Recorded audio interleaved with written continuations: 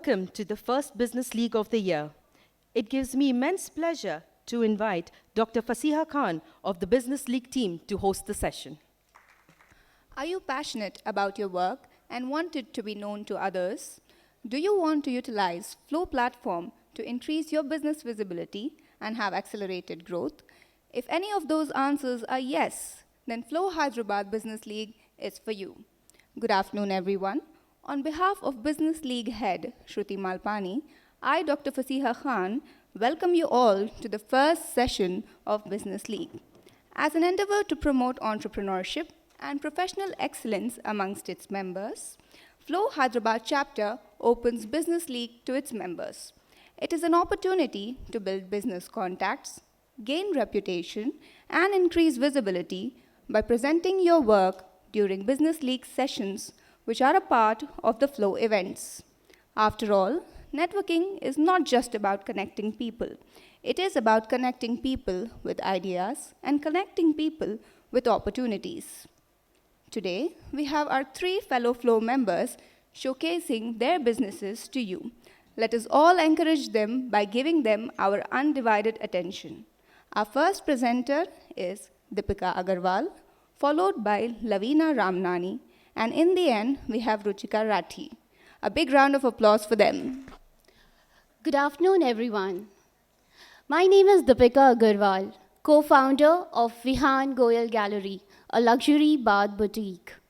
We are into manufacturing and distribution of commercial sanitary ware for retail markets and projects across Telangana and neighboring states. We offer engaging products that not only meets the requirement of the consumers, but also enhances the overall appearance of the space. Our products are embedded with modern technology and cutting-edge designs. We offer a wide range of products and brands on display, making it easier for you to compare and choose the best for your home. I would like to present a small video presenting Vihan Goyal Gallery. Can I please have the video? One-stop solution for all your bathroom needs. We bring you an exclusive range of bathroom products from sanitary ware, bathtubs, vanities to other bathroom accessories, and an expert team to guide you. Our collection is a refined curation of renowned brands like Kohler, Grower, Zoom, D&B, and Hansgrohe, known for their exceptional quality. We provide ample parking space for your visit and a hassle-free shopping experience with one of the largest displays of exclusive brands in town.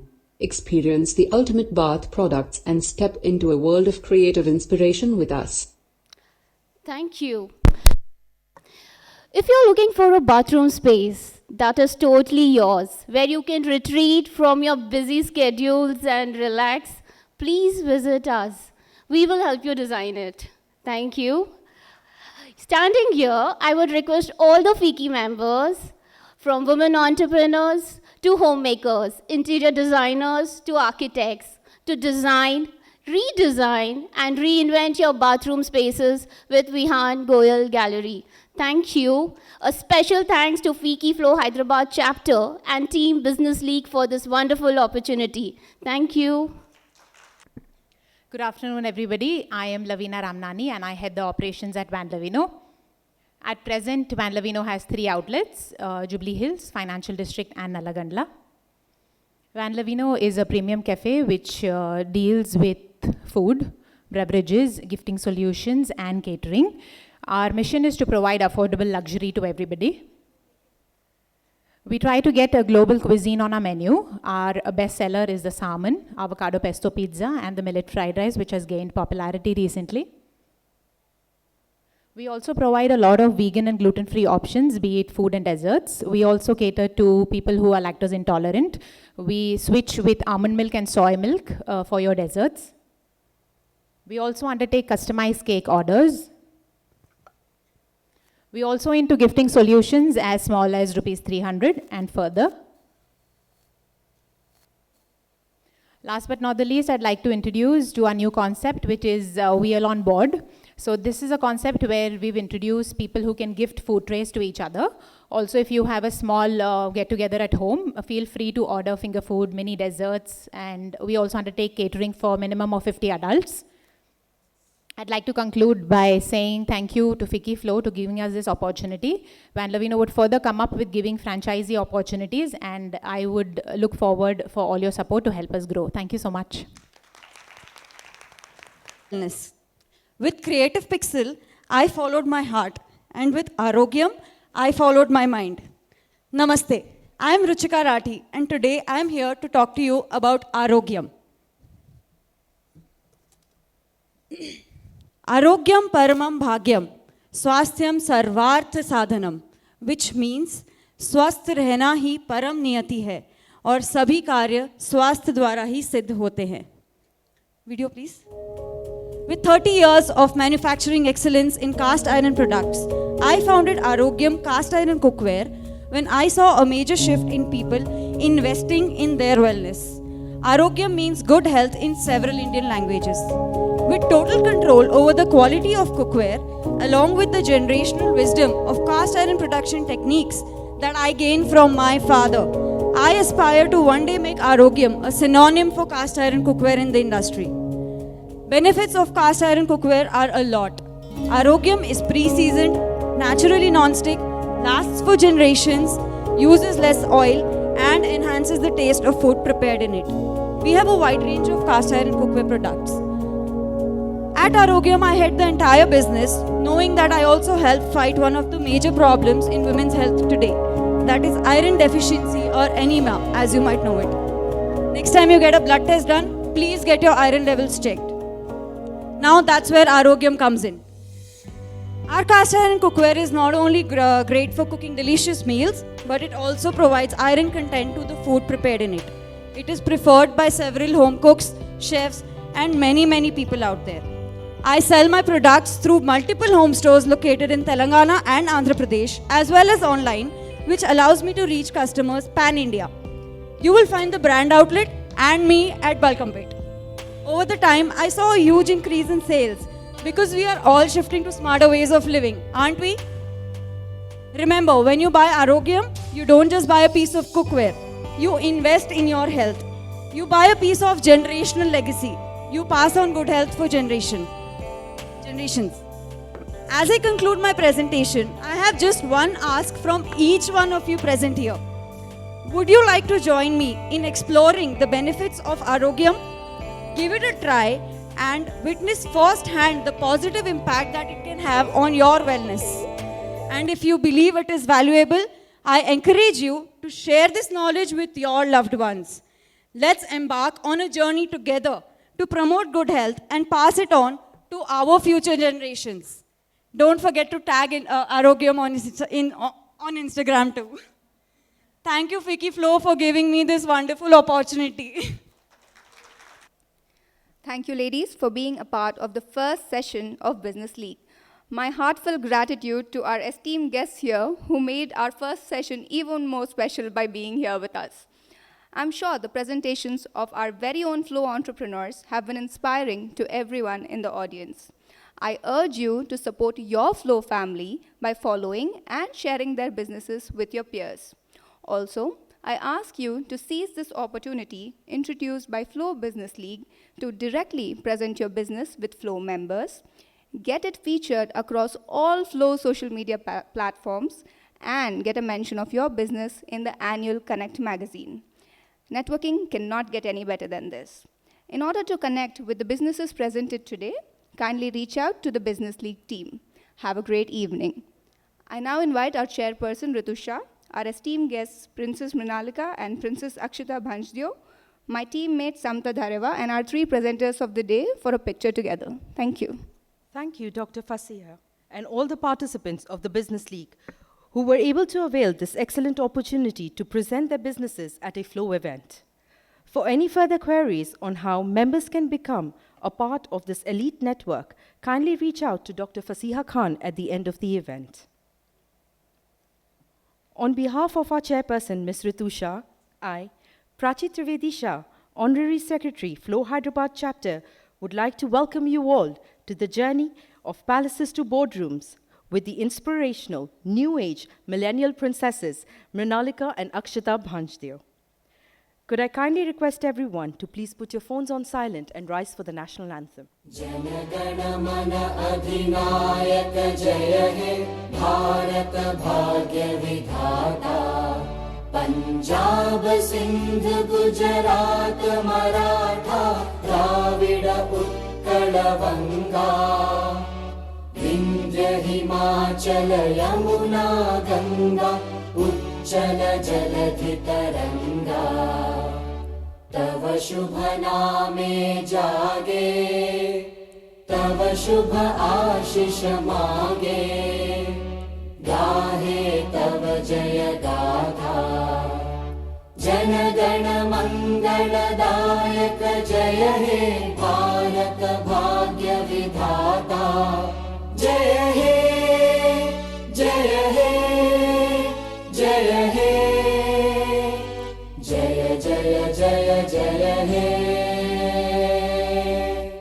It is an honor to request the floor chairperson, Ms. Ritu Shah, our guests today, Princess Mrinalika Bhanjdev and Princess Akshita Bhanjdev, along with our wife floor chairperson, Ms. Aarti Shah, to come forward for lighting of the lamp.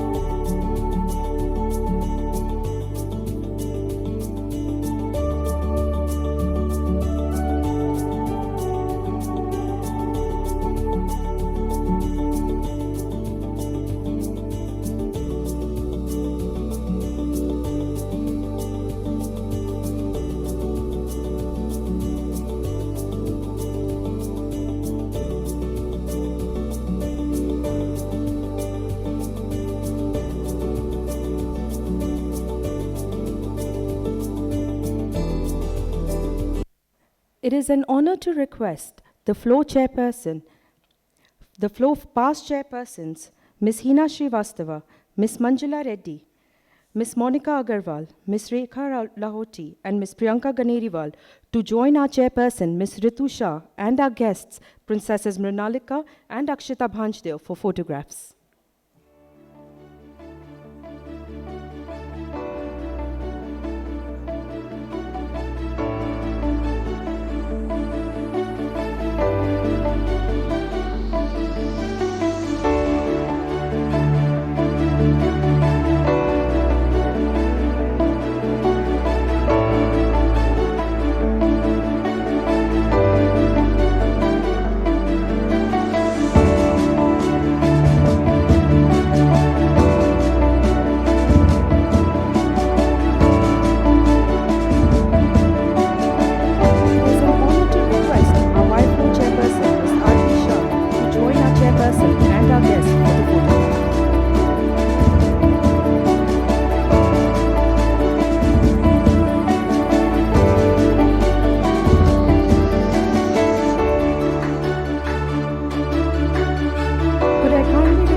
Business League team and participants to join us for the photograph.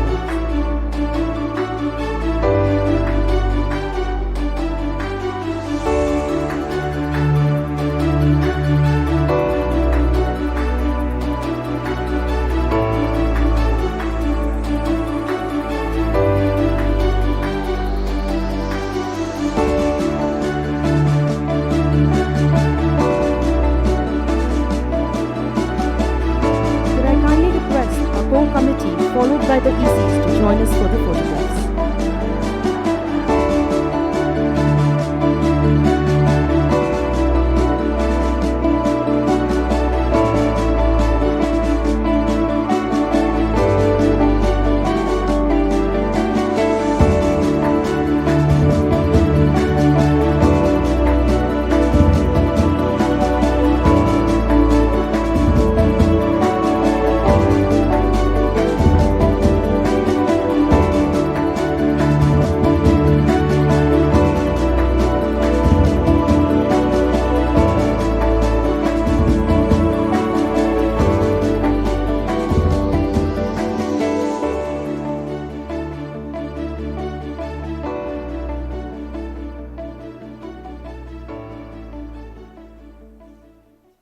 Michelle Obama had said, "Empower yourselves with a good education. Then get out there and use that education to build a country worthy of your boundless promises." Women all across the globe are emerging out of the obscurity of their hearth and seizing leadership roles in fields that were previously thought to be entirely male domains. We have been witnessing examples of female leaders transforming the world with their knowledge and desire for progress, both globally and in India. The wave of feminism that started a century ago for women's right to vote has morphed into a raging tide of women empowerment, providing education, skills, and courage to women and girls so that they can accomplish anything and be anyone will enrich the government, community, economy, and humankind as a whole. Women are capable, powerful, and unstoppable. This is why it's all the more important today to sustain her ability. Could I have the vision video, please? Pandemic has been a challenging experience for everyone, but no one can deny that women have been the most impacted. The pandemic has put to test a woman's ability to sustain herself and strike a balance between her physical and mental health, economic growth, environmental protection, and societal well-being. After experiencing the uncertainty of the future, we have learned valuable lessons of hope, survival, and sustainability. Women now have to rise above all adversities and face the challenges to sustain not just their own existence, but the existence of humanity as a whole. The first challenge we saw was to address women's health. Almost 50% of women aged between 15 and 24 years are still using cloth during their menstruation, and more than 30% of women, which is twice that of men, are suffering from different mental disorders. We want to focus on menstrual hygiene, accessibility of sanitary napkins while advocating women's mental health and wellness, thus sustaining her health. The second challenge we want to address is the lack of equal opportunity for women to achieve their goals. Women have traditionally prioritized their families and responsibilities over their aspirations. We want to provide a platform for women to set their goals and design a well-curated path to achieve them through empowerment, business networking, and marketplace, thus sustaining her goals. Women's education is the third challenge we want to address. In India, the literacy rate is a mere 62.3 in women compared to 80% in men. To ensure that knowledge and education for women reaches far and wide, we must equip them with the necessary tools and skills required to create a better world for tomorrow. To achieve this, we aim to work towards digital literacy, financial literacy, skilling and upskilling, thus sustaining her education. The fourth challenge we want to address is women's culture. A woman is a harbinger of culture, not just for her family, but for society. It is through her that values are passed on through generations. We therefore want to work towards preserving and nurturing her culture, which is her pride, through a special book, Lost in Time, Revival Glory of Telangana, through Style Tattva, the sustainable fashion and lifestyle exhibition, through retreat, networking and cultural exchange in different states, the beautiful handloom from Telangana, Telia Rumal, thus sustaining her culture. Women are like resilient seedling breaking through the soil, growing and advancing. We give these resilient women the 4 pillars of our vision, which are the pillar of the 17 UN Sustainable Development Goals.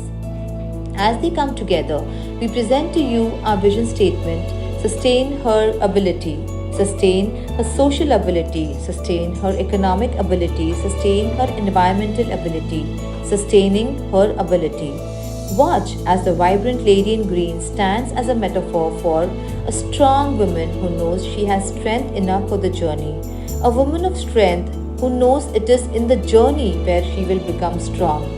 Let us show you the vision plan where the entire year is aligned perfectly with the 4 pillars of sustain her ability. I, Nitu Shah, Flow Hyderabad Chairperson 2023-24, feel the strong need to answer calls for moving from words to action, and hence the theme for the year.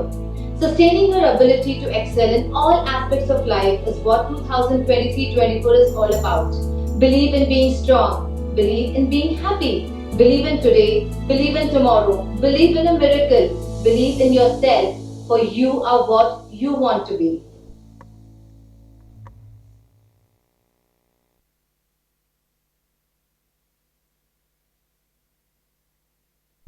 Flow Hyderabad chapter is proud to announce the launch of our book, Lost in Time, which is a tribute and an attempt at reviving the forgotten glory of Telangana while celebrating the spirit of Telangana culture. Could I have the book video, please?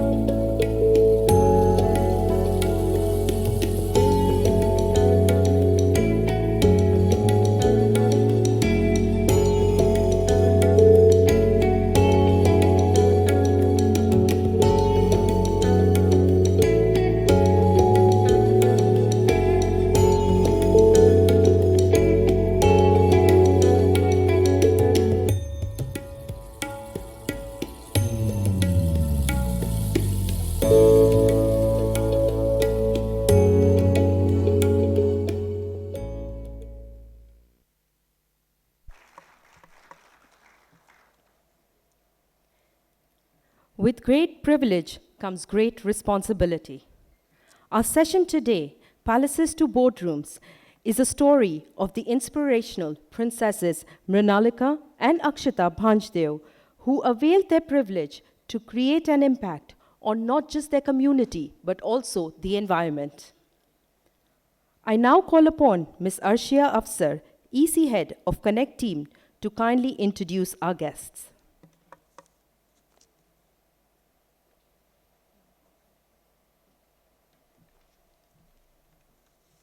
Thank you, Prachi. Princess Mrinalika Bhanjdev and Princess Akshita Bhanjdev were born and brought up in Kolkata and attended La Martiniere for girls up until high school, after which they attended the United World College of Southeast Asia, Singapore. They are national level sportsperson in equestrian sports of dressage and jumping. They also have played sports through college, namely swimming and basketball, in Division 1 and 3 respectively. After school, both Mrinalika and Akshita went to college at Davis Scholars in the United States, Bard College and University of Virginia. Here, Akshita pursued political science and human rights with a concentration in media in conflict areas, while Mrinalika studied sociology and international relations with a certification from the Business School of McIntyre. After college, they moved to New York City to hone their skills in communications, brand management, and entrepreneurship, with Mrinalika getting a job at Puig. Puig is a third-generation family-owned luxury fashion and fragrance business based in Barcelona. She pursued the opportunity to work with Puig as the strength of Puig lay in its ability to build brands, to shape the image of brands through fashion, and to translate the same image into the world of fragrances through storytelling and product excellence. Mrinalika wanted to be able to learn from that and bring global solutions to local challenges.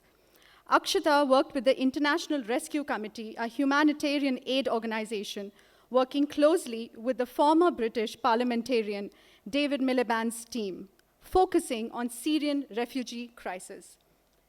As directors of the 200-year-old Belgravia Palace in Mayurbhanj, they are working to build sustainable tourism with social impact at its core for tribal-dominated regions.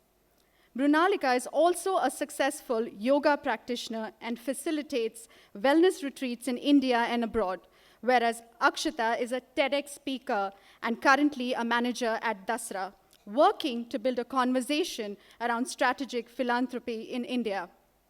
Both sisters have been featured in numerous publications, such as Your Story, South China Morning Post, and India Today for their work in sustainability and arts and culture. The Belgaria Palace and Mayurbhanj, Orissa, was also featured in Time magazine's Greatest Places to Visit in 2023. We welcome you, princesses. Thank you for listening and have a great afternoon all. Thank you, Arshia. It is with immense pleasure that I now invite our chairperson, Ms. Ritu Shah, and our guests, Princesses Mrinalika and Akshita, on the dais. Could I kindly welcome our chairperson, Ms. Ritu Shah, to felicitate our guests, Princesses Mrinalika and Akshita Panch.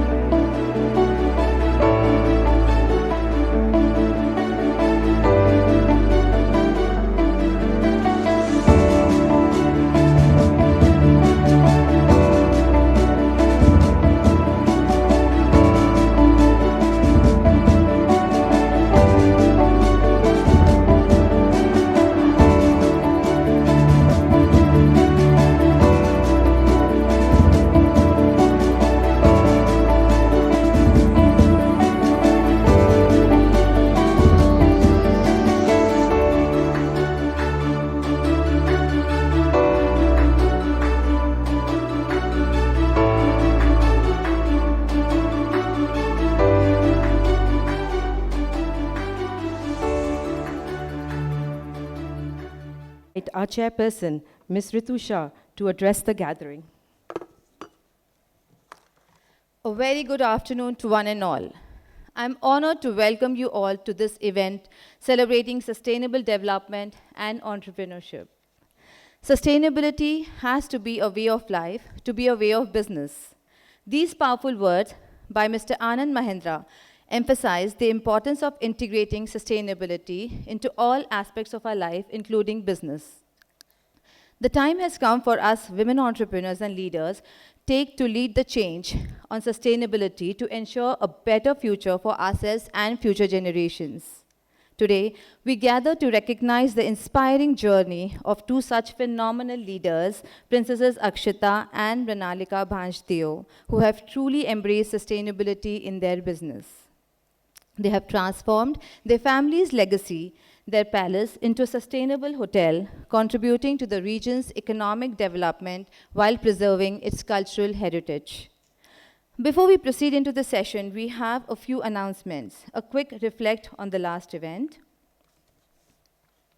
We are very proud that the launch of Flo's book has been very well appreciated. Through the publication of Lost in Time, Reviving the Forgotten Glory of Telangana, Flo Hyderabad is spearheading the monumental task of preserving and propagating rich cultural heritage of the state of Telangana. Also, as a special surprise and incentive to our members, the first 250 members who have renewed their membership will be presented with this book. I would personally like to express my gratitude to all our past chairpersons for their support and guidance in this Flow Hyderabad chapter's endeavor and for gracing their presence in the book.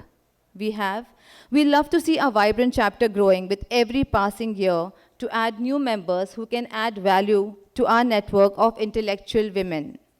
The memberships are open and we have already added 120 new members. So spread the word among your friends to reach out to our membership team to join our dynamic and exuberant Flow family. We are thrilled that over 450 of our existing members have already renewed their membership for the year. And I urge all the members to renew their membership at the earliest so we continue to bring the best to you.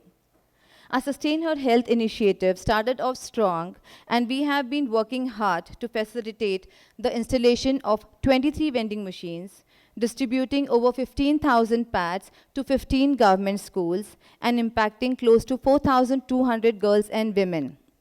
We urge all of you to come forward to support this cause and put our vending machines and incinerators into your organizations. Sustain Her Health Education Initiative has a great year planned for Flow members with workshops on digital and financial literacy.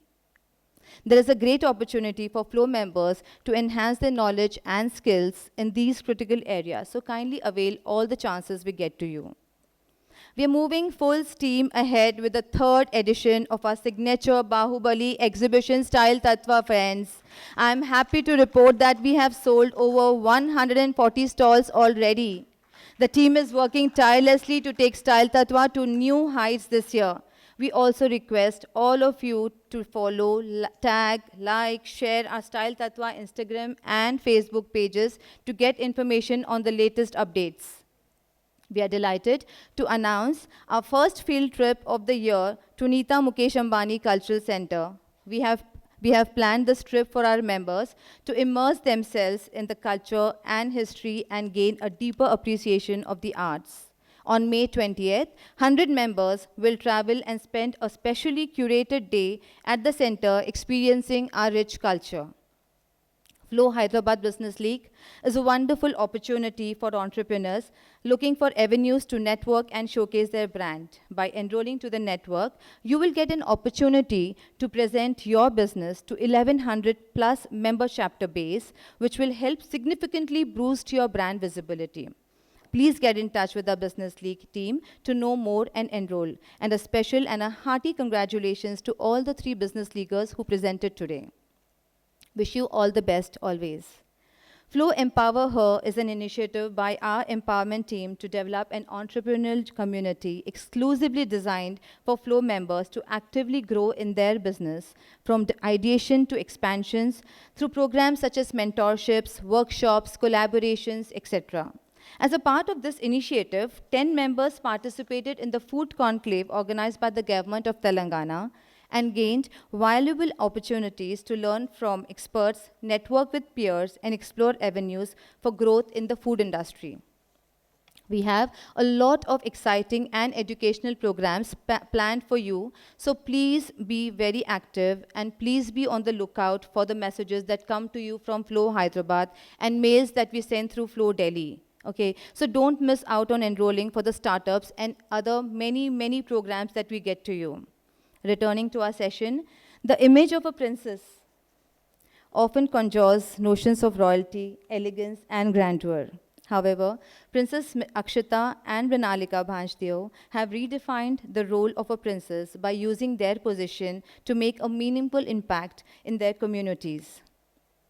Their tireless efforts towards sustainability and economic development have inspired many, and their legacy will undoubtedly continue to make a difference for years. Today, we celebrate the inspirational princesses Akshita and Mrinalika Bhanjdeo's entrepreneurial journey, which are a testament to their passion and dedication towards sustainable development. They have demonstrated that being a princess is not merely about wearing a tiara or being a part of a royal family, but it is about using their platform and resources to create positive change. I hope we all walk away from this session with the thought of sustainable practices planted firmly in our minds so that it inspires concrete action for a better tomorrow. Thank you so much. Thank you, Ms. Ritusha. It is a privilege to now invite Princess Mrinalika Bhanjdeo to address the gathering. Good afternoon, everyone. This is Mrinalika Bhanjdeo, and greetings to the entire Flow Hyderabad chapter. Thank you so much, Ritu, for that lovely introduction. I mean, we're still 2 young girls really trying to make a difference, so I'm not sure if we come in under the successful story, but we definitely, I would say, come under the brand of an inspiration story. So I know earlier my bio was given, and I moved back from the United States, and I came back to India in 2013. I'm from Orissa, a district called Mayurbhanj, and that's where my family home is. That's where my ancestral home is located. That's where who I am, where I come from. In 2013, or even time before that, if you ever went onto Google and searched Mayurbhanj, you would always find media articles which would say, under impoverished state, poor tribal conditions, dilapidated palaces, terms which were never, nothing positive came out of Mayurbhanj. We have a national park which is very famous in Mayurbhanj. It's famous for the melanistic tiger. If you ever read up on it, it would always say, poaching is rampant, 2 more tigers are dead, 3 more tigers are dead. So, you know, when I came back from America and I would read the news on my own hometown, that's all I get to hear. And I was like, why is that the case? Like, how is it possible for me, with my education, with all the knowledge that I've gained over the past few years, how can I make a difference? And that's when something in my mind kind of switched on, right? Because I was still really young. I'm a 22-year-old girl who's just moved back from America. I don't speak the language that well. I did have my parents who were grounded and pretty much staying in Mayurbhanj. But for me, it was something still new. I went to Singapore and then to America to actually become a banker. I wanted to become an investment banker because that's all the positive stories my parents told me about their family friends. Oh, sorry. So, you know, it was, that was my vision, that was my path when I actually started embarking on this education and going abroad. I was like, I'm going to become an investment banker, I'm going to stay in America, I'm going to, you know, be financially independent. And did I want to come back to Mayurbhanj? I'm not sure if that was my plan, but I did come back. So at 22 years of age, I did move back to Mayurbhanj. So from New York, I moved back straight to Mayurbhanj to see what I could do there, to see what I could do for the community, for my family legacy that I would like to uphold. And that's when, you know, things started stirring. I started meeting people from the communities, from the handicraft communities, from the forest departments, and also finding out that a lot of movement of tourists actually come to Mayurbhanj because of my national park. It's a really famous national park. It's actually a tiger reserve. It's known for the melanistic tiger. And everyone from at least the eastern sides of India are very well familiar with the park, with the reserve. And that started my, you know, interaction with people and also with my parents, because I was like, one fine day I woke up and I was like, I'm going to make Belgaria Palace, which is my home. You'll see some pictures about it soon.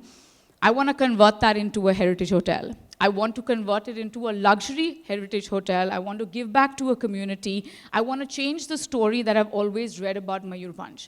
It's not going to be called an impoverished state. It's not going to be called about just poaching and dying animals. There is history, there is heritage, there is culture, and that narrative is now going to be showcased. So of course, now 22 years of age, I had to convince my parents that I am going to be able to run a heritage hotel. My dad, of course, was like, Mrinalika, what are you thinking? I sent you abroad to do something different. Now you're coming back telling me you want to run a heritage hotel at the age of 22. And I said, no, I really want to. And he said, but what do you know about hospitality? I said, nothing. I said, but today there is something innately calling me to my hometown to do something, to make a difference. These are my people, and I don't understand who can showcase my district better than me. He was not convinced, because he's like, you're 22, you should now go back to Singapore. Why don't you get a job there? Why don't you apply for masters? And I was like, no, that's not what I want to do. I do want to stay here, and we're going to do this together. After about 1.5 years of me instilling the seeds of, you know, change, I was like, I want to do Belgaria. I want to do Belgaria. And he was just like, no, I just don't think you're ready yet.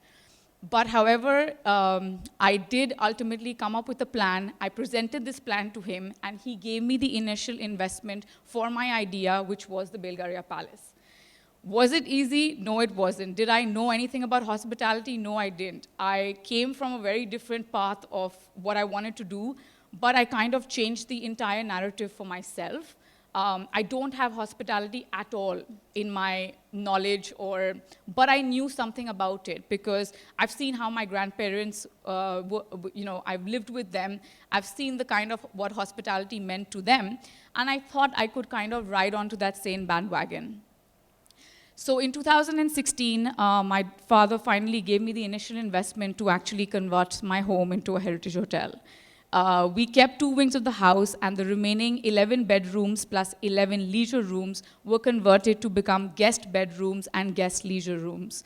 It was one of probably, I think I only went with my gut instinct, and I started reading a lot. I started gaining a lot of experience through my travels, through talking to family members who've done the same thing. And that's how the initial engine of how to start this kind of started fluttering in my head, because I didn't come from a background.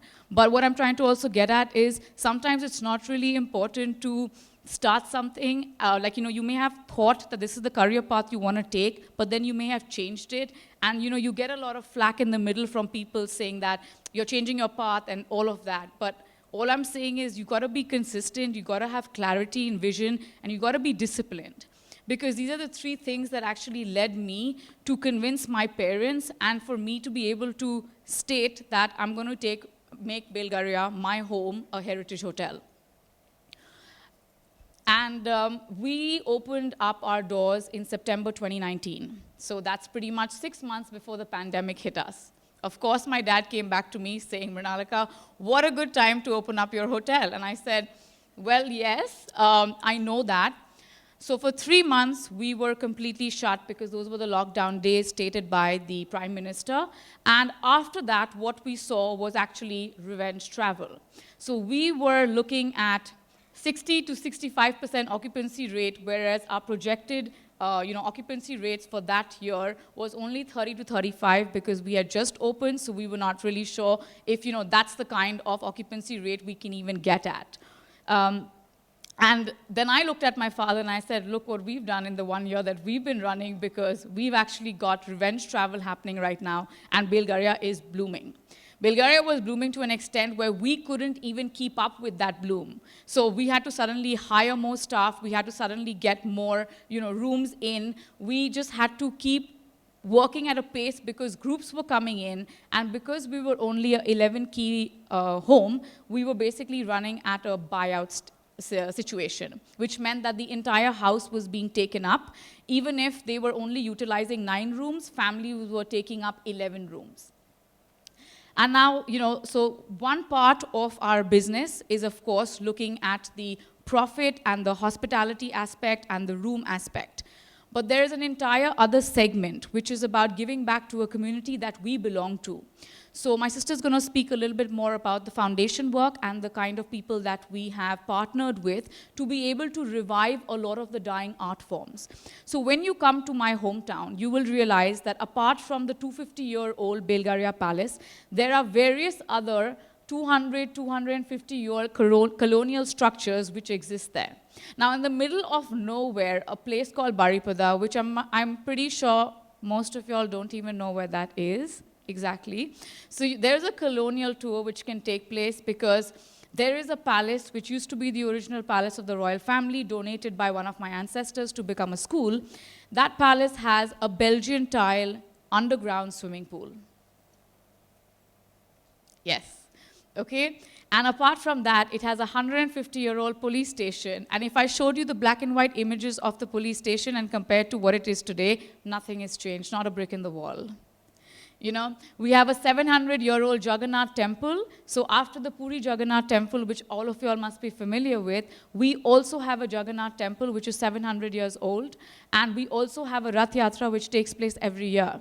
So, when the guest comes to stay with in our property, it's not about the room that we are selling. We're actually selling an experience, and we're also selling something which we call experiential tourism, which means that when you come to my property, you get an essence of Mayurbhanj, you get an essence into its culture, into its heritage, into its architecture, into its community. And these are the 5 things that we actually stand for.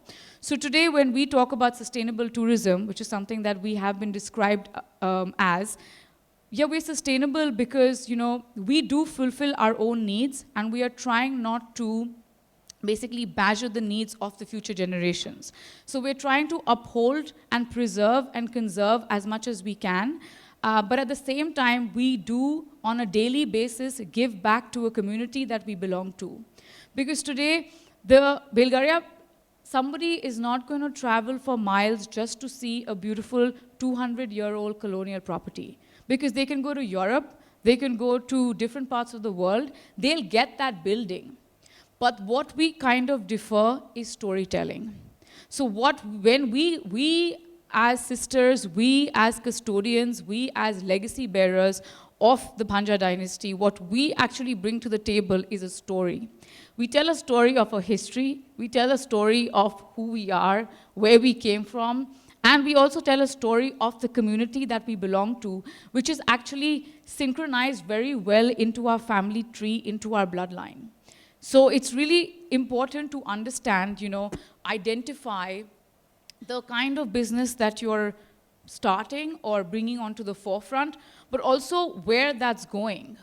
And is that actually benefiting? Does it have a sustainable angle? Can you bring in a sustainable angle? Is that something that you feel passionately for? Now, for us, it was very important, and sustainability, community tourism was kind of at the mission and the ethos segment of why we started the Belgaria Palace. We wanted to highlight and bring Mayurbhanj onto a map. We wanted to, so it wasn't really easy. It wasn't just about selling a hotel and talking about a hotel. We actually brought an entire destination onto a map. And this has been succeeded because this year we actually got covered in Times Magazine, and Mayurbhanj, our district, got covered as one of the 100 places to visit in 2023. And, so for me, my journey before Belgaria, like my 20s, I spent building Belgaria. I cut out from friends. I cut out from social life. I took to yoga because I needed clarity to do something of such a great, stature. Like, I wasn't really ready, but I think yoga gave me the tools to give me the clarity to be able to, think clearly, to give instructions clearly. You're running a team. You're running a team of 30 to 35 people. Team members mainly are men. Most of my employees are men. Leading a team full of men, explaining to them like who I am your leader, like teamwork. So there's a lot of nuances which went into running this entire project, and it wasn't an easy task. But at the same time, I think what got me here, at least for my sake, was clarity, discipline, consistency. I mean, I fell a lot just during the project, coming up with the project.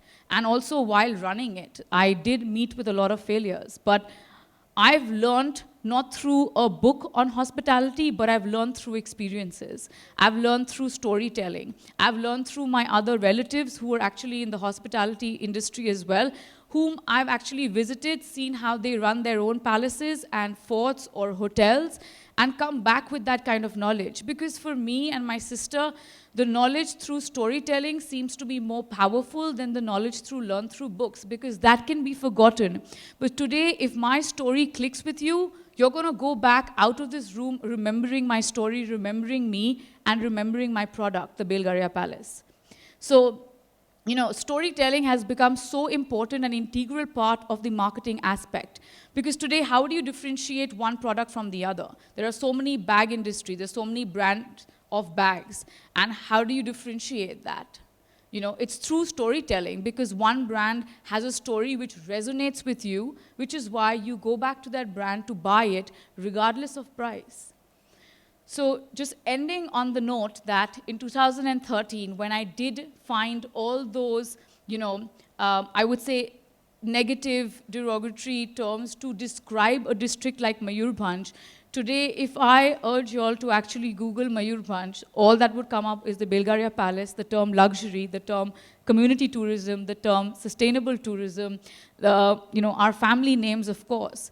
So we weren't here just to sit in a palace with a tiara to look pretty and let people take pictures. But we were here to make change. We were here to uphold a legacy, talk about our history, and to actually bring our hometown, Mayurbhanj, back onto the world map. And I think that in the past 3 years, we have succeeded to an extent to actually do that. However, we have a long way to go, and we're just hopeful that we get the support to be able to take such a wonderful product as the Belgaria Palace forward. Thank you so much.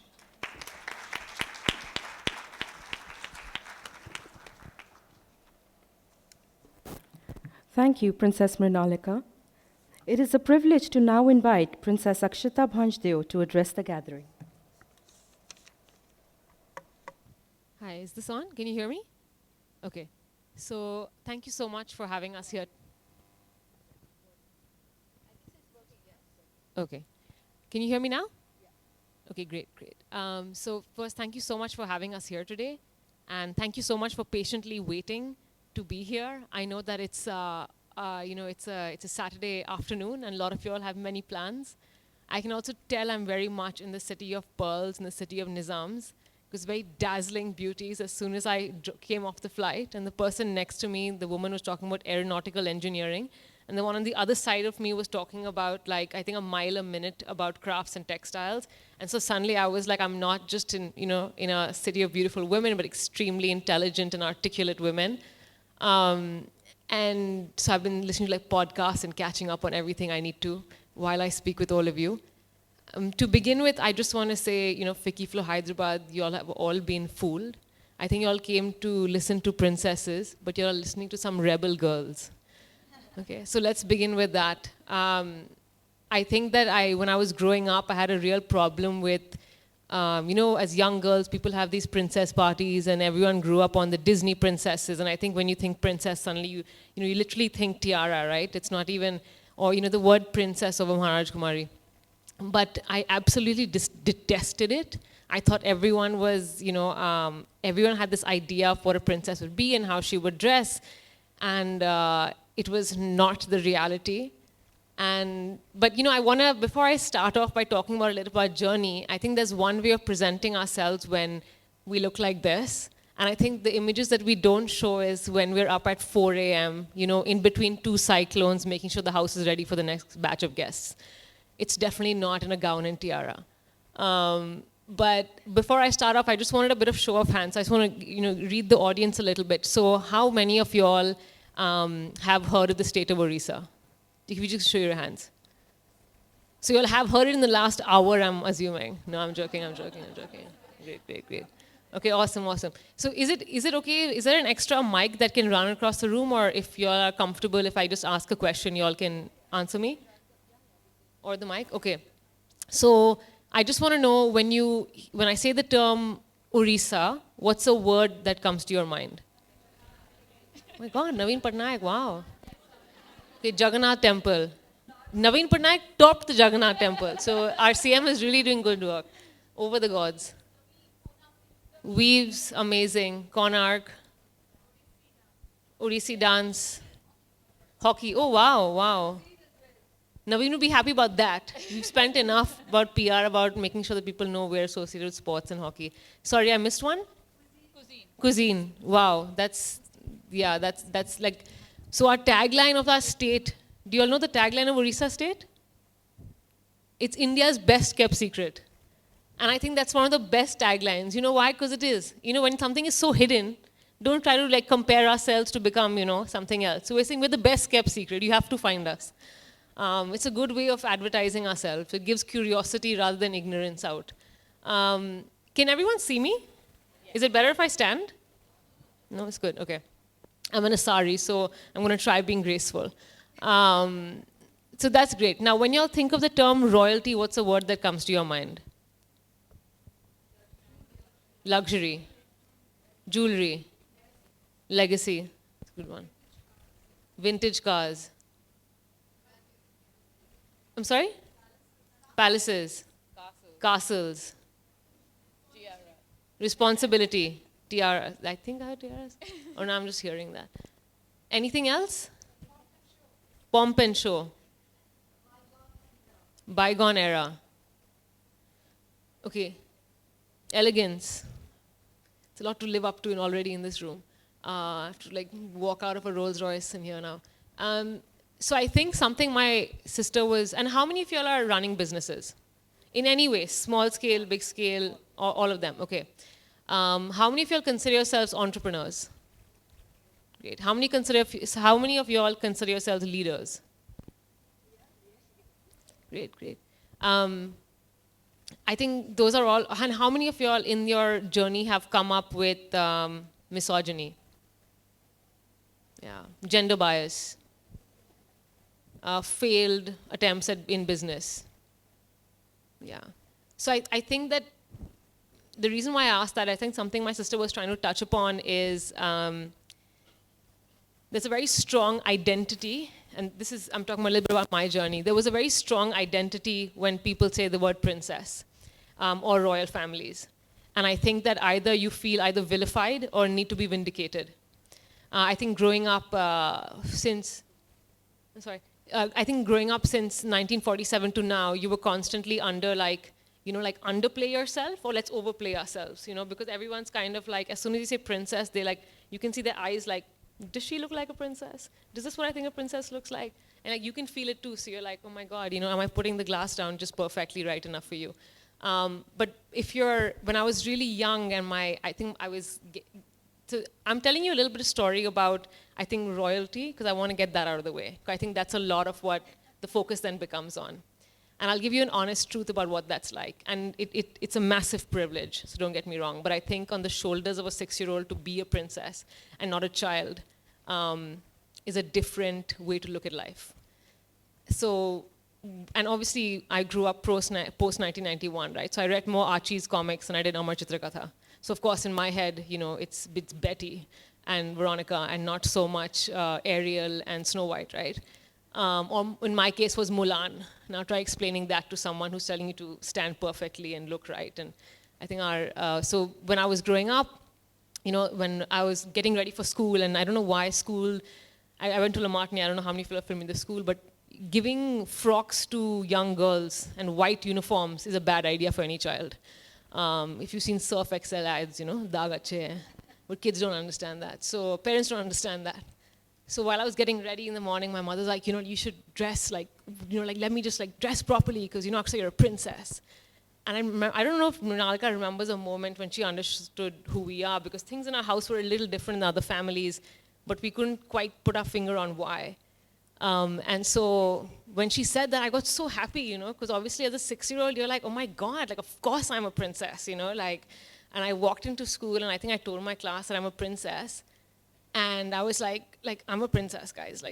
This is what life is like for me now. Like, I woke up today and this is what I found out, and that's pretty awesome. And I'm not sure exactly why, but my teacher got really irritated. Now, I went to an all-girls French Catholic school. Okay, I don't think nuns are the people who are like, let you be special today for this. And so she was like, Akshay, that's a lie, and you have to say you're lying. So I was like, no, I'm not a liar. My mother told me this, so it's absolute truth told by the gods themselves. Like, I didn't say a lie. And she sent me to the headmistress's office, and I was punished. Nowadays, they don't even know if people have that, but when you stand like as a 6-year-old for 6 hours, it's like literally the worst punishment, because like kids are just like, we don't have that in us to understand that. And so my mother came to office, and I was like, now my headmistress is going to know the truth. And my mother was just like, I'm so sorry. And I think that was the first moment I realized that in me saying this out loud, there was something wrong I did. Because children don't understand, they don't exactly understand truth and false, but they understand adult emotions. The child will always feel the energy in the room, even if you pretend everything's okay. And she was, and I was like, but why did you say that? Like, you should have just told her I didn't lie. And my mother was, these are not things you say outside. And I think that because that happened, and I realized that you have a lot of legacy and responsibility, but you were also born in an era where you had to be a little bit in the shadows, because I think that you weren't really sure of your identity. So it starts a bit of an identity crisis. But that was a little bit of my journey. So growing up, all I wanted to do was stand on my own feet. Being like, I think, in royal families, you have a bit of a joke where usually there are 2 sons that royal families like to produce, at least minimum 2, right? Because you have the heir and then you have the spare. So one is like the perfect child, all-rounder, prefect banegi. The other one, you're like, it's fine. Like in case you're like the reserve team that needs to be called in. So I did live with that, and I think that I grew up a little bit, and I say this because I did a TED talk, and when I told my mother the idea I had for my TED talk, she was like, Akshay, this lives forever on the internet.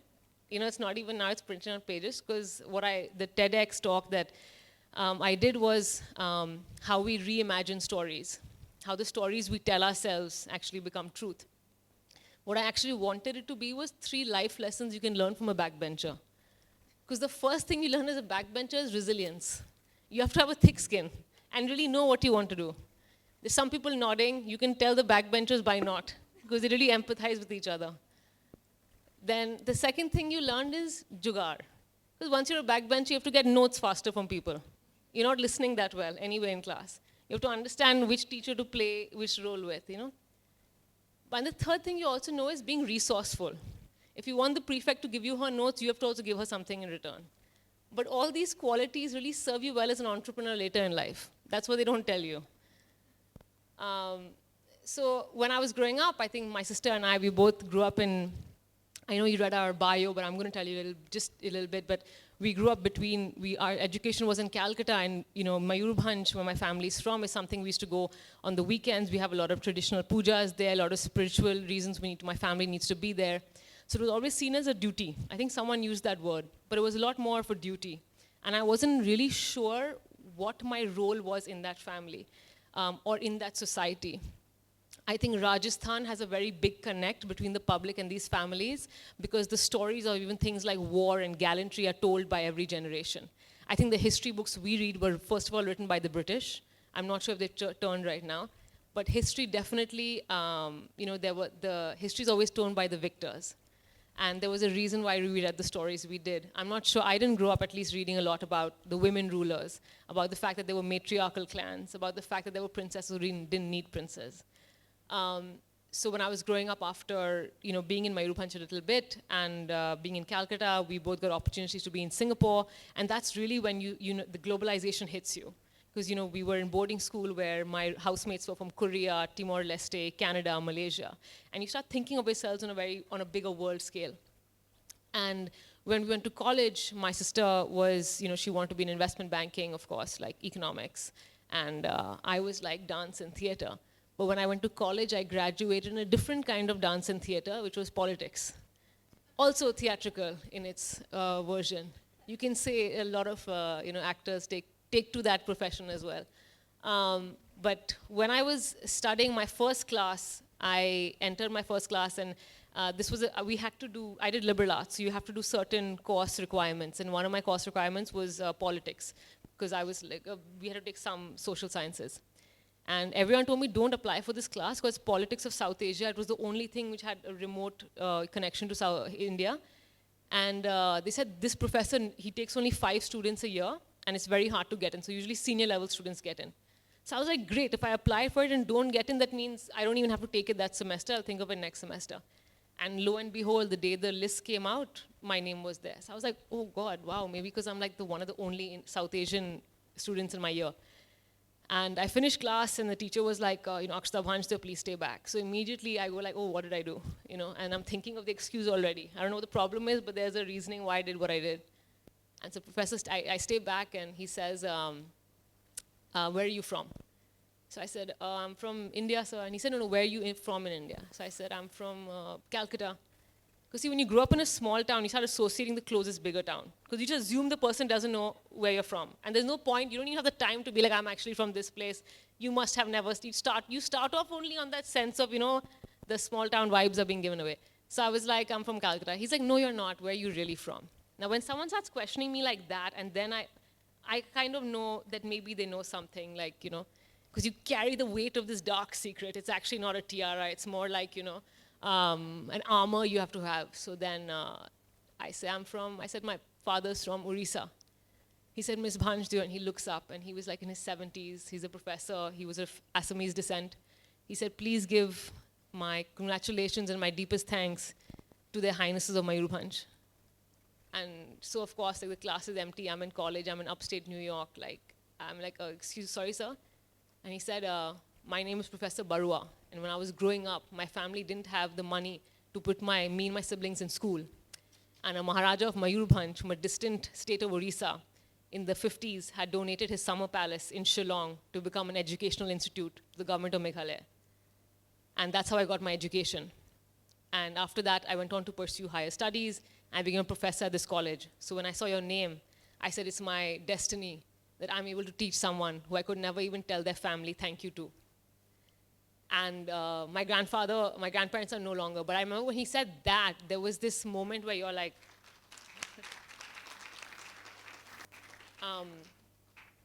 there was this moment and many other moments that happened in my life where people they'd see my last name and then there were very random connections. And I think these serendipitous moments, and I feel those are times when, we say in India, you have your karma and your dharma. There's destiny and there's duty. And I think there were these moments in time where I was reminded of where your roots are. Because it doesn't matter if you're, and one of my uncles, he's very intelligent, and he said this thing, someone was saying something about, we're royal and we're this, and he said, you know what, all of us are born from one prince and one pauper. It just depends whose life story you live. And today, every family has a story. If you're lucky to remember your roots as far back as we are, that's a privilege in itself. If you're not, you have even a bigger opportunity to write down your descendant story, to frame and mark and carve your own legacy. So that was one of my turning point moments, as you can say, where I felt like, and he was like, your family has such a big legacy. Did you know this? And for example, I'll tell you a few stories. In my family, we used to talk about this Parsi gentleman who came and used to keep coming to the house and had asked my great-great-grandfather for some land. And this was before independence. You have to also realize that my family tree starts from 697 AD. So actually, when we were in school and they say, draw your family tree, it was obviously, you can realize where then the seeds of being the backbencher were sown. Because after 12 days also, you're trying to figure out, 7th Marsi twice removed, 3rd beheaded. You're like, I can't go back that far. So Mrinalika actually used to write that my father's occupation was tailor. Because at that time, Maharaja wasn't on the multiple check, the box. So, there were many serendipitous moments, and one of them, as I said, was we used to also have a lot of very old people sitting around our house. We never had any idea who they were, what they do, like who writes correspondence and all these things, and babus. So they would say, this Parsi gentleman, you should keep coming, asking your great-great-grandfather for land. And your great-grandfather would say no, and he'd go back, and then finally one of your ancestors said that you become a citizen of Mayurbhanj. And when you write a letter saying you'll work for the people of my state, and you'll do something, this is pre-independence, so if we do something together that's for a new India, then I'll give you this land. And then my first internship, my first job was, when I came back to India, was with a PR agency called Edelman. And the Tata Trusts, for the first time in its 125-year history, had decided to do communications to talk about what the trust had been doing. This is under the aegis of Mr. Ratan Tata himself. So all the Tata sons, Tata chairmen heads are there. And I'm sitting in the room as like a 23-year-old. And they say, let's start talking about how the Tata Trusts were formed. So what was that place when J.N. Tata went to start his first iron ore and steel mine? Because that's where the first roots had taken place of how the community building would happen. Does anyone know that? The first Tata iron ore and steel mine, which state was it in? Yeah. Yes. Someone knows. Yes. So Jamshedpur used to be part of Mayurbhanj. My great-great-grandfather, Maharaja Sri Ramchandra Bhanjdev, invited a Parsi gentleman called J.N. Tata to come to Mayurbhanj to stay at his home, the Belgaria Palace, built for foreign dignitaries. And they thought over what we can do, because the British had too many weapons, and India didn't have weapons. We didn't have our own army, of course. This is the early 1900s. But industrialization had happened in Britain, which was on our men's sweat, blood, and toil. And so a Maharaja and a Parsi gentleman decided to not work with the British, and with an engineer called P.N. Bose, started the first iron ore and steel mine in Asia, and that led to the Tata conglomerate. That Gormarsani mines still exist, and they're in Mayurbhanj. So I found this out while I was taking notes for a meeting. So then I used to think, my ancestor helped build Tata conglomerate. I'm helping take notes for them. Obviously, somewhere down the line, I've lacked ambition in life, Think bigger, Akshita, think bigger. And I went home and I was like, is this Parsi gentleman J.N. Tata? And they were like, oh yeah, that was, casually, And I was like, oh my God. And then they were like, we used to have shares in it, but I'm not sure what happened. And I was like, well, something big happened with that startup. Once I remember we were restoring Belgaria. So the way Belgaria looks right now is not the way it looked. It was dilapidated. It was, there were parts of it which needed, extreme restoring. These are properties that are 200 years old. We're also very blessed to live in a state which has what we call a cocktail of disasters. So, from being the highest point degree temperature to being hit with cyclones. In between that, of course, causes of forest fires. So it's a beautiful delight to be able to present hospitality, luxurious hospitality at a royal residence, while you're being able to really sell that place as a destination, because that is the world we live in today. So, when Mrinalika told me, and so all these serendipitous moments are happening, a lot of reasons why people were like, you come from a very big legacy. And, people used to always tell us things like, wherever you go, you can't run from who you are and your roots. There's always something that'll pull you back home. And you were born into and blessed to be in a family. And someone once told me this, they were like, your family has been around for 1,000 years. And you're the one person who thinks that, I can do better.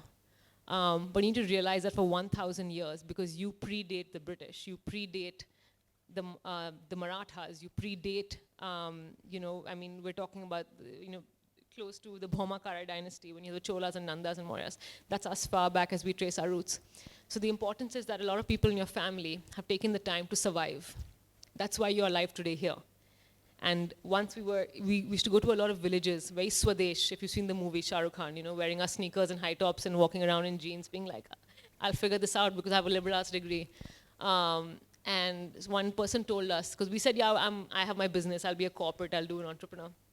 She said, for so many years, for thousands of years, your family's alive today because my ancestors fought for y'all. So they went to wars, and they dug up the mines. They were the ones when your ancestors said that this Parsi gentleman's telling you to go inside the earth and open up your gods and take out mines so we can fight the British. My ancestors did that. So they've taken bullets for y'all. So when we're in a point of time where you got to live in a house like that, and I live in a village like this, but we still remember our history, what's our tryst with destiny? So my ancestors did that because they thought we'd have a better quality of life. So what's your duty and responsibility today? Because you can leave, sit in New York, work in Chelsea and Soho and talk about what a cool history your family has, or you can come back here because that was the tryst of destiny our ancestors had. So I think that those were a lot of the reasons which brought us back. And to be honest, I think when we were talking about Orissa and we were talking about Mayurbhanj and Belgaria, we're very cognizant of the privilege we come from. And we're very cognizant when people use a title, it does make us sit up a bit taller and be like, if someone's calling you that, what are you being able to say you're doing for that? Because to be honest, I don't think I can show you my vintage cars. They don't exist. I don't think we can show you like 10 palaces and the tiaras we have. But we can talk to you about how we're trying to revive a dying craft called Mayurbhanj Chau, which was what was fought by the Royal Army, the martial arts dance called Mayurbhanj Chau, which has actually become endangered because women weren't allowed to dance it. So now we worked with a non-profit to revive it back. And it's really interesting because you'll come into Belgaria and you'll see these women with their hair tied, wearing a draped sari with a sword and shield, dancing something they weren't allowed to for the last 500 years. And that's the luxury we can present with you. That's the legacy we can show you. Or whether that's the dying art of sabai grass or our handlooms, which because of so much migration, because of coming from a state that doesn't have the kind of economic development, we have the biggest mines in the world and 30% of the natural resources of India, 40% of iron ore of India, 10,000 crores going out every day from just one district alone. But I know that Mayurbhanj was, in 2015, one of the poorest districts in India. And the story when someone defines you as something, just remember that you have the agency. Today is maybe 100 years ago, the reason why people became royalty in very simple terms, many royal families have this descendant, you'll see they're descendant from the gods, they're descendant from the sun, they're descendant from the moon, Chandravanshi dynasty, Suryavanshi. Actually, people become royalty. How many of you watch Game of Thrones? Okay, a few, you'll get the reference, but most people become royalty. There were 565 princely families in 1947, before India became a democracy. Most people become a royalty because either you stand up for something or you stand up for someone. And so there's no formulaic, in this time, because this is not the age of a monarchy. This is definitely the age of individualism, in terms of if you can be something for your community, if you can give back to your community, if you can tell your story, if you can do what you're doing in terms of reviving something that's lost, because no one feels it's their responsibility. This can be like on someone else. But I feel like 1,000 years ago, the biggest thing that my family was fighting was against invaders, because people weren't going to be able to survive. What we're fighting for now is climate change, because my people are not being able to survive. The fight doesn't end because time changes. And I don't think, and it's very gracious of you all to be able to honor us by using a title, but we still have a lot to go to achieve something like that, and we completely understand the optics of that. But what we realized, and I will address this point, is because I studied human rights. And so I did study a lot of things and read up about my family, what people think about royalty and monarchies today. But I think that what we realized was a lot of people were giving us a lot of attention also because of the background. So we were like, let's use that attention, be humble about it, be graceful about it, but give that back to highlight communities or people that we would like that attention to be given to, whether that's handlooms, handicrafts, tribal communities, women, marginalized communities, talking about issues that really matter. Even, so the little, in a nutshell of what I was trying to talk about is kind of the facade. I do understand being born in a democracy. We do try to understand and be humble and graceful and understand our privilege, but at the same time, realize the opportunities it's given us. And we are so passionate about taking use of these opportunities, being able to talk about our hometown, the communities we support, the communities we grew up with, and bring some of the attention and love that we get from people back to our hometown, and back to our home state, back to our people. When I was, the last story I want to end with is, once I was in Mayurbhanj and I asked, I don't know, maybe I was somewhere else, and I asked someone, where are you from? And the boy said, Bangalore. And he was like maybe 11 or 12, and he said, where are you from? And I said, I'm from Orissa, I'm from Mayurbhanj. He's like, oh, actually I'm from Mayurbhanj, I'm from Orissa too. And I said, why didn't you say that? He's like, because no one knows it. And even if they do know it, then they'll ask me 10 questions about, like poverty and being a tribal, and this I don't want to say. And I was like, oh, okay. 2 days ago, I called up someone because they've been hired to run an NGO in Mayurbhanj. So I keep track of what's happening, the local papers, and embedded in the local social media groups. And I called this person, I said, oh, you've become a director of a local non-profit, and I'd like to support it, so can you come over to Belgaria, and we can talk, and I'm from the team at Belgaria, etc. And he said, and I said, I don't know if you know, but I'm staying in Baripada. And he said, ma'am, you don't need to explain Baripada to me. I'm from Gujarat, but I don't know if you know, I don't know if you're from Mayurbhanj, but I'm going to one of the 100 greatest places in the world to visit. Ma'am, I just got a job in something that came out in Time magazine, you should look it up. And that made me it was such an emotional moment, because if you've grown up in a place where someone keeps saying that continuously to you, you start, so if someone tells you something too many times, you start believing it. So if someone keeps telling you, but I don't know how y'all will do it, and palace hai, and like royal residence, or Odisha kaun aayega, Faluknama hai, Odisha kaun aayega, Udaipur hai, and you're like, nahi, hamare paas hi bahut hai. So I think that the story is about, I think what Mrinalika was talking about also is the why of the business. It's really important that people connect with you because of human emotions. I hope if you'll hear a little bit of our story, you'll connect with us on the same, whether that's being sisters, whether it's, everyone's had that moment where you're a girl and you're living in a patriarchal world and you're just like, I'm going to show you. I'm going to be the next big, I'm going to be on Shark Tank, I'm going to be a startup. But that was a little bit about us. I know I've taken a lot of your time, but I just wanted to make this a bit more engaging and fun, and we'd love to hear from you all. So thank you so much for giving us the opportunity. It means so much to us.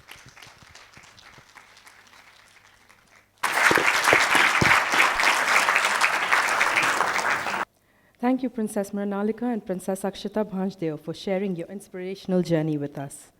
I'll now invite our chairperson, Ms. Ritusha, to take up a few questions before we open the session to the audience. Thank you. Thank you, Ms. Akshita. Thank you, Ms. Mrinalika. I think so you've answered a lot of my questions, which I had come prepared, but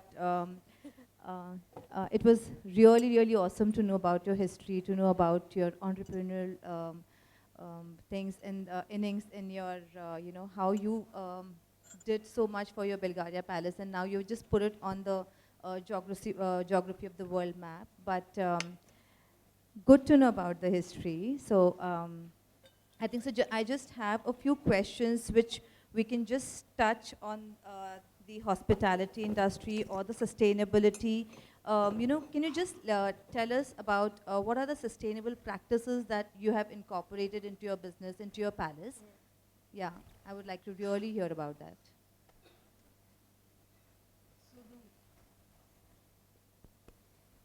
Hello? Okay. So the way that we define sustainability is through three pillars. That would be social, economic, and environmental. So in terms of the economic and the social, I would say that we've actually tied up with different handicraft clusters, different villages around Baripada itself at a radius of about 20 minutes away. And we basically, take our guests down there to be able to showcase their handicrafts and engage with them on a personal level.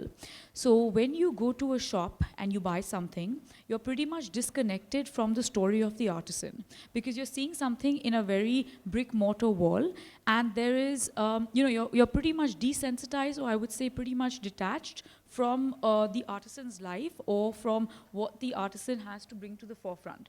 But when we take our guests to handicraft clusters like dokra, which is an ancient metal casting technique, or sabai, which is a grass which can be woven into different products like table mats, coasters. Now these are all again 100% biodegradable and sustainable products.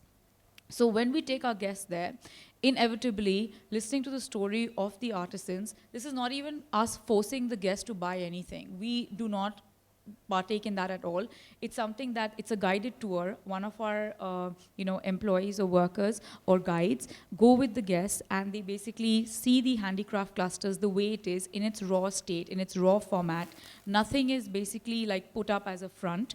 And it kind of gives them access to a little bit more of, say, a financial gain, financial reward from our guests, because in return, the guests inevitably buy something from these village clusters. So A, we highlight the village cluster. That's something that we do from the sustainability and hospitality angle. And B, there's a direct link which is established between the guest and the consumer. So you are basically also, highlighting a dying art and dying culture form of Mayurbhanj.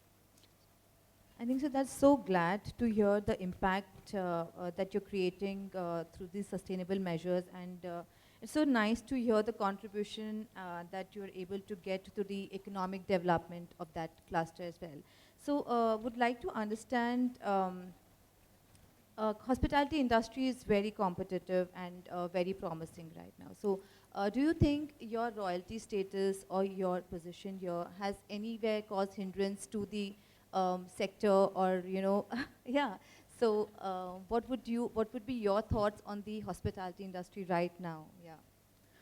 I feel like the hospitality industry in India, at least, it's on the rise. I know for the past 2 years, because of the pandemic, it has been impacted pretty deeply, just because not from the domestic client perspective, but from the international client perspective. When international clients come in, there are so many hotels in India, especially in Rajasthan, Gujarat, also in the northeast, which actually thrive only on international clients coming in. That being taken away, over the 2.5 years of the pandemic, they've had to really restructure their model. For us, for a property which started 6 months before the pandemic hit, we never really focused only on inbound market, which is the foreigners coming in. We actually had already prepared ourselves for the domestic client as well. So our major income or revenue is actually generated from the domestic traveler. See, we're not going to see a rise in the international sector till about another 2 years. So right now we need to do with what we already have, which is the domestic clients, which are basically, I feel like India has really improved its logistics. Its roads are amazing right now. The government's put in a lot of money to develop these beautiful highways. And we must actually utilize that in order to, showcase our own property and attract guests to come into our own. Okay, That's quite. Akshita, would you like to say something? Yeah, just on your first question on sustainability as well, the one thing I wanted to add is most businesses have a carbon footprint, and there are actually ways to calculate that. So in terms of whether you have like, you understand, one, the elements of nature around the property, you know, whether it's like bathrooms to cast ironware to actually having a patisserie. So there's ways that, one, I think for all of us, it's important to understand our individual and our organization's carbon footprint. Understanding whether it's working with or against nature. And the first thing in India, if you look at, say, Rajasthan, I think someone mentioned Hyderabad also has an old stepwell. But the idea of whatever's coming to us with nature, how we being able to use that and catalyze our enterprise to give back to the community. As soon as what you're doing is causing a drain on the community around you, that's when there's going to be a tip-off. So one, we realize that when we say we're sustainable, I just want to also make sure that like we're on a journey towards sustainability. But for example, when we were doing the restoration process, we tried to make sure we hire an architect where whatever was already there was preserved. We didn't buy any new thing unless there were fixtures or needed to be updated to make amenities, of course, to even drill through to get, you know, high-speed internet, etc. But the skeletal structure of the property remained the same. Everything was recycled, reupholstered. Trees, for example, that fell during the cyclone, we'd chop up and make into tables. You know, so, or anything that, any way that the nature and climate change was affecting the building, we were trying to expedite. However, something that was interesting to us was that what we were told was buildings like this, especially in the east, because of the kind of, the situation where we are towards the Bay of Bengal, we actually are not going to last forever. So actually climate change is making a lot of old heritage buildings, we're in a race against time. So what we're doing is kind of like a Mandela, because every few months in the year we have to shut down for restoration, open up again. So the question is why? Then why not just live in, you know, like, but I think a lot of that is because properties like this become community institutions. So they have always been a way for, to provide livelihoods to the rest of the community. So one thing we try to do is understand whether that's solar, rainwater harvesting, basic waste management treatments we can do. So these are all in phased ways that we try to plan as soon as we started the architecture. Also, a percentage of funds when you come and stay with us in Bulgaria get routed into our philanthropic arm called the Mayurbhanj Foundation. And that's how we actually support community initiatives. So every experience that you have when you enter Bulgaria from the people who are serving you, they're hired locally or from the region. Second is that we're trying to impact, we work for our community experiences with local nonprofit partners, whether that's the performance you see in the evening or the cluster you go to visit. And coming back to the question of, is there an expectation of, yes, when we opened up, just having the word palace in your property name meant people expected 7-star luxury. And we had a lot of people who had traveled abroad, and then they were like, this is a royal residence. There's a certain way they think royal families live. They have seen The Crown, and they've seen the outside of Buckingham. And now they've also read enough page 3 articles and on magazines about how royal families and palaces should be. So I remember one of our first guests in the minute's opening was like, your property is really pretty, but you know, I didn't, and me and my family all wanted personal butler service. So so those were expectations where, you know, or when someone else, you know, expected the vintage cars to pick them up and drive them around. Faluknama's really spoiled a lot of Indians. So we were like, oh, our cars are in restoration.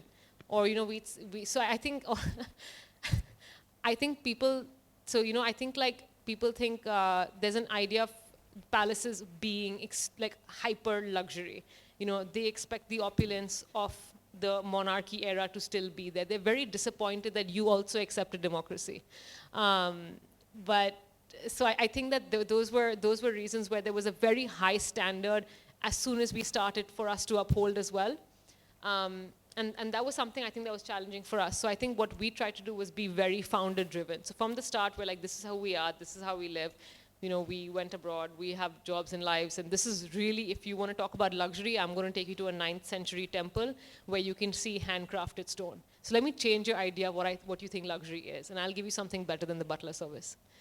So those were ways that I think by telling your authentic truth, and instead of trying to be someone you're not, I think the expectation for a lot of people was when they came to meet us, in the middle of the day you're working, you're a working woman, right? You're doing this as a business, your father's invested in you, and there's not a day when someone doesn't tell me, so aapke paas bhai nahi hai.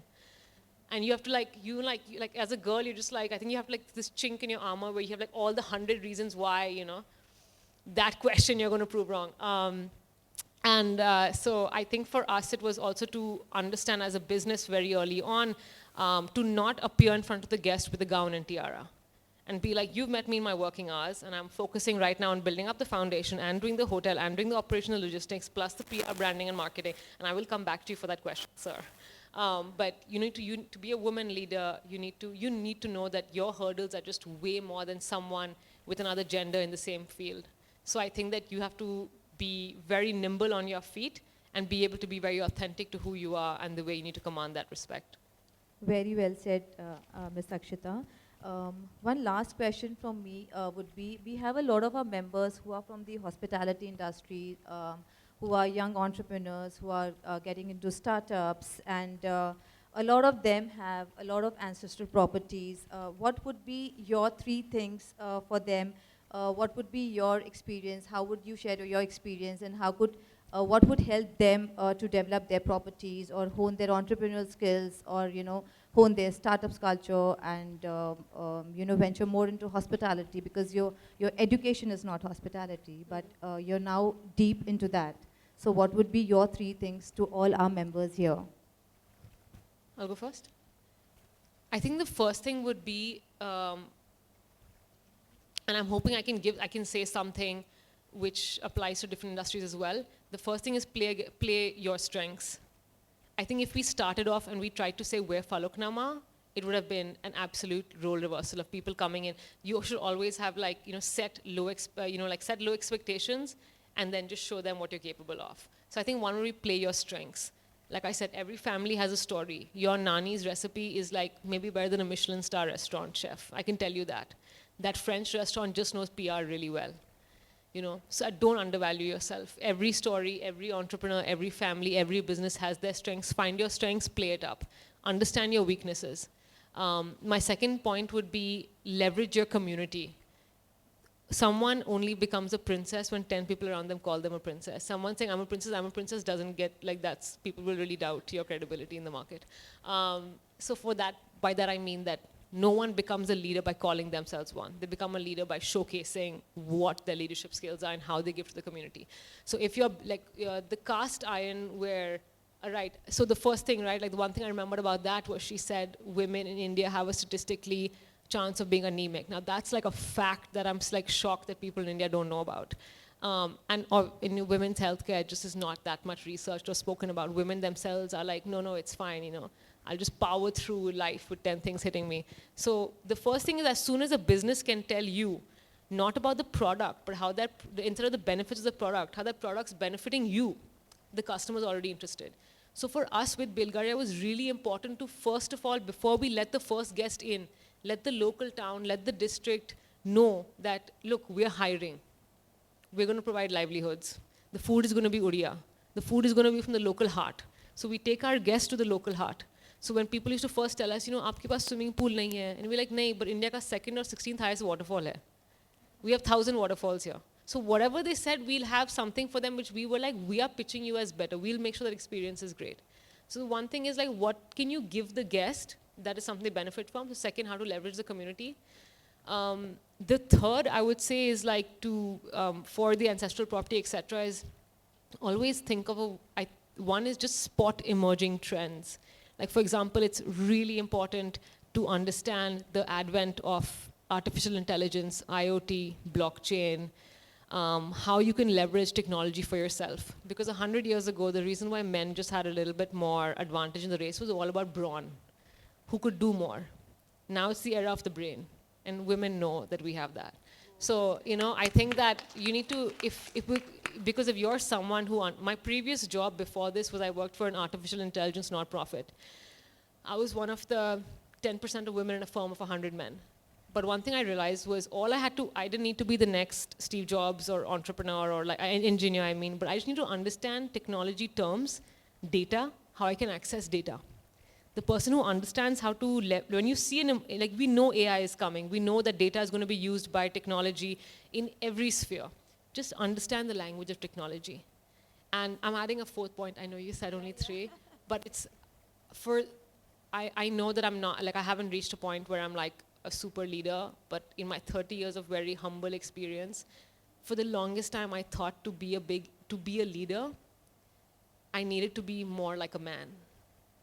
If I even asked you right now for top 10 leaders, you'd be like, I don't know, Nehru, Prime Minister Modi, like sportsmen, Virat Kohli.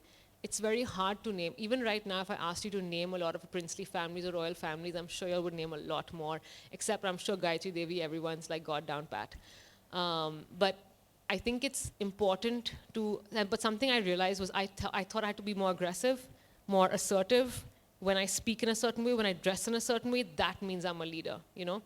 Because that's what we're shown as girls, right? We see more men, we see more boardrooms with men, we see more startups, VCs, and firms being run by men.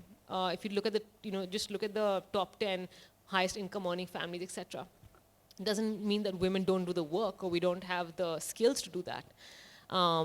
But I'm so glad that you have networks like this, because knowledge sharing between women is just not as strong. So India is a country where even though we have our literacy rates are increasing, the women who are in our workforce is dropping off. So I think Pakistan and Bangladesh even have better rates of women working than India does, which I wasn't aware of.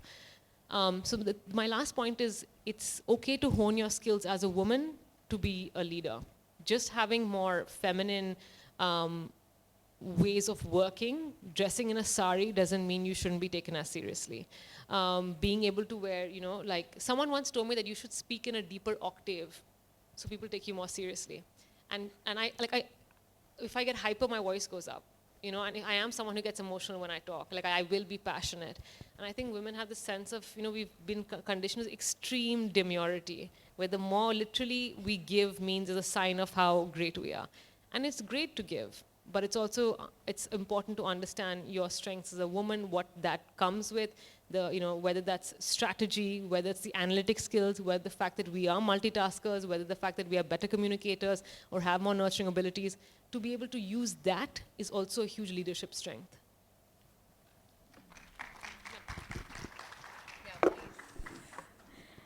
Thank you so much. We now open the session for Q&A. To the audience, please.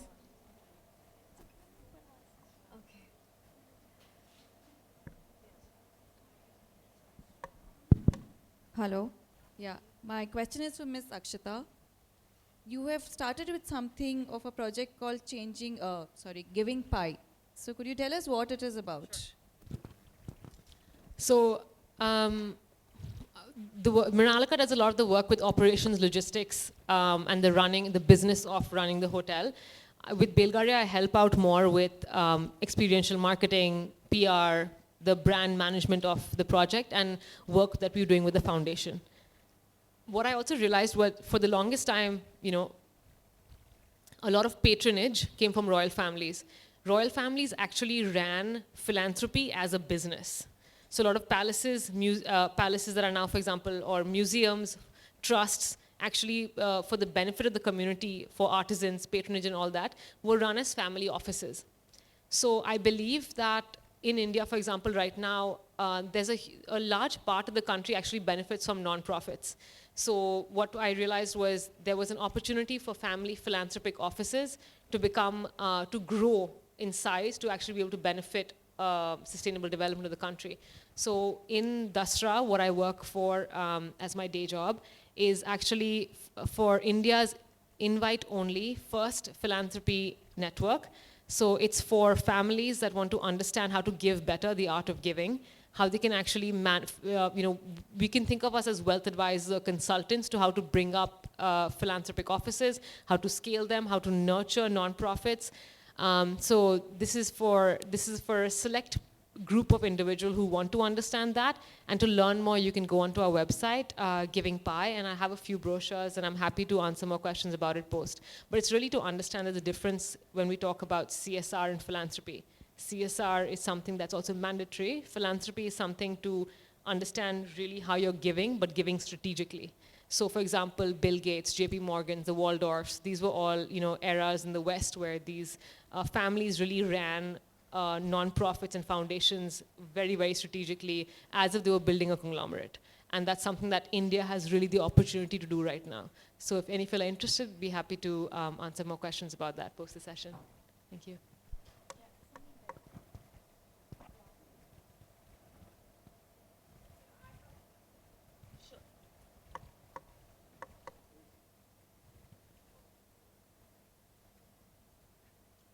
Wouldn't open. So, hi. You talked about supporting the handicrafts and the community around your Bulgaria Palace. Of course, one way we can support your sustainable effort and the things that you're doing in your area is by visiting your palace and, of course, revenue in those terms. But sitting here, if we want to support the handicrafts or the handlooms, if they are in your area, what way can we, be of help? That's or a great support it, or yeah. support it? That's a great question, actually. So, actually, when we say supporting handicrafts, a problem that I had with was a lot of people were doing something which I was pity buying.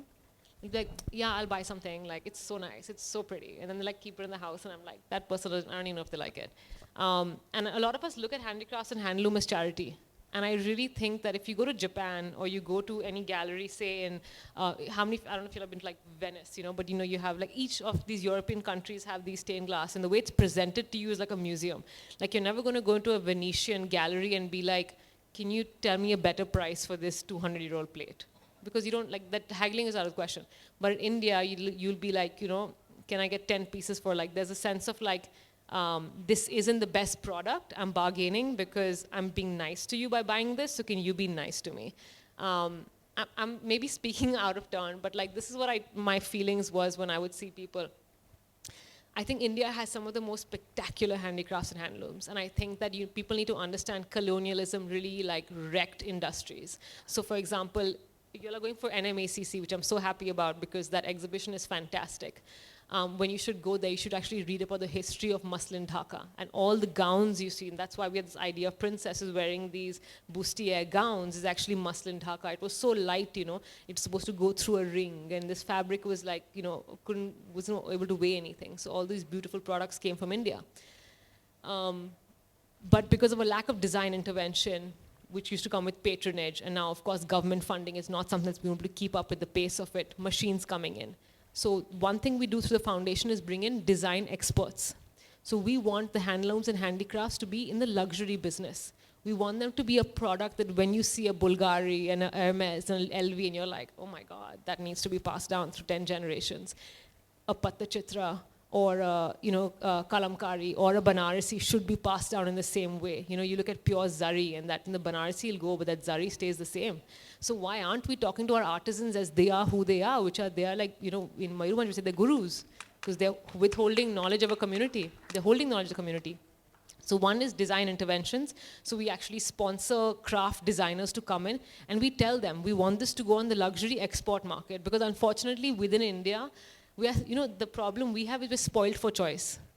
We're like, oh, but I've seen this before.